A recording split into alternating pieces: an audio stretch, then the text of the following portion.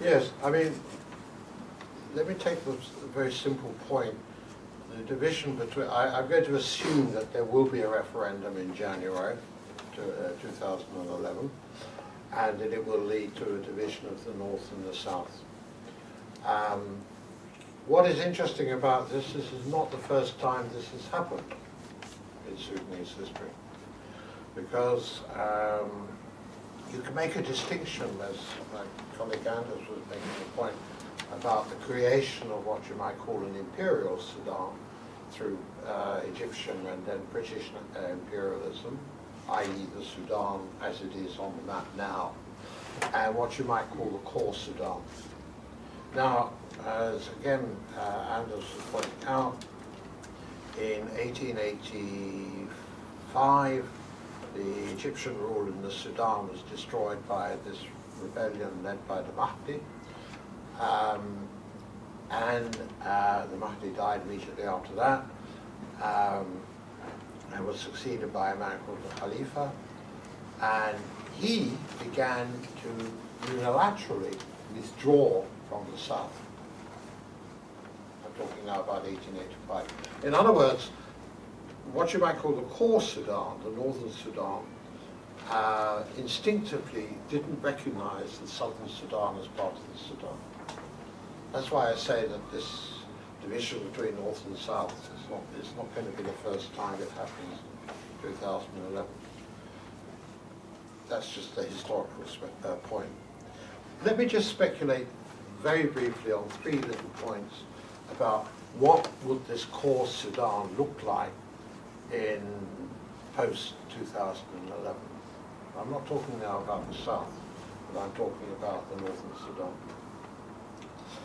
One trend I think is already clear, and that is that the northern Sudan, with the influx of oil wealth, is following what you might call a Gulf Emirate model. Doha, Dubai, Abu Dhabi, in terms of the total focus and concentration of wealth on the three towns, Khartoum, Bahid, Khartoum North, and on the Nile. You only have to see the skyline changing almost every time you go to Khartoum to get the point. The contrast, I think, is in a way because Khartoum doesn't recognize or doesn't have the same, has a different problem from the Emirates, namely it has an enormous hinterland.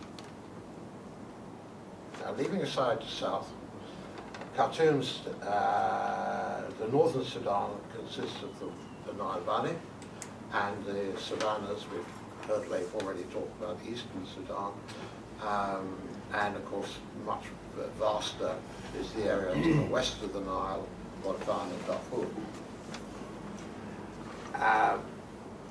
One very striking fact about the new oil wealth and this, what I call Dubaiization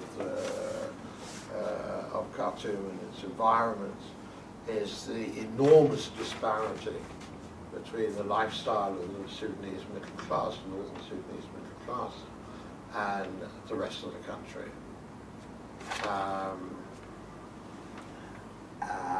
This has been reinforced by the privatization of education, the collapse of the government school system, of medical treatment, and so on. So you have this classic situation of growing private wealth in Khartoum among the middle class and the absolute impoverishment of the public sector. The second point I'd make is simply that the disappearance of the south from the north, if I can put it like that, will lead, I think, to an intensification of the potential for conflict, or the reality of conflict, between the river end Sudan and the savannah Sudan. And here, of course, I'm referring to particularly to Darfur. We haven't said much about Darfur, and I don't want to go too far into it. But there is one very interesting contrast between, on the one hand, the Comprehensive Peace Agreement of 2005, which was blessed by the international community, and the Darfur Peace Agreement of 2006, which was not blessed by anybody, not even the Darfur, especially not the Darfurians. I think one point is that with the case of the CPA, the late Dr. Garang had taught the Southerners to realize that power, they should seize power in Juba. And my own feeling was, after the CPA was signed in 2005, that once you have an African elite in control of a city and hinterland, they are not going to give up power. The Darfurians, and I had the misfortune to be in part of the peace process in Darfur briefly, the Darfurians made a great mistake of thinking that they could find a share of power in Khartoum because they were Arabic-speaking Muslims, not realizing that in this case ethnicity trumped religion. They were still outsiders. So there. The third point is, well, related to this second point on the articulation of difference between the Riverine and the Savannah Sudan, is that the Doha model, if you like, will inevitably increase the exploitative relationship between the centre and the peripheries, so-called marginalisation. And here it's interesting to contrast, and I mention this because Selva is here on this, the contrast, the care with which the Khartoum government in the 60s sought to deal with the question of resettling people in the northern Sudan following the building of the Aswan Maidan, with complete and utter indifference in the present government to the fate of the Monastir Rubatar people in the building in the Medaway down now.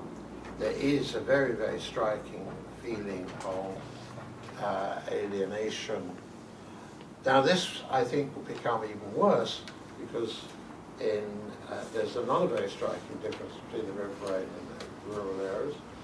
And final point, and that is that whereas in the Nile Valley, tribal affiliation is kind of a matter of nostalgia, in areas like Darfur and Western Kordofan, it's becoming a life and death issue.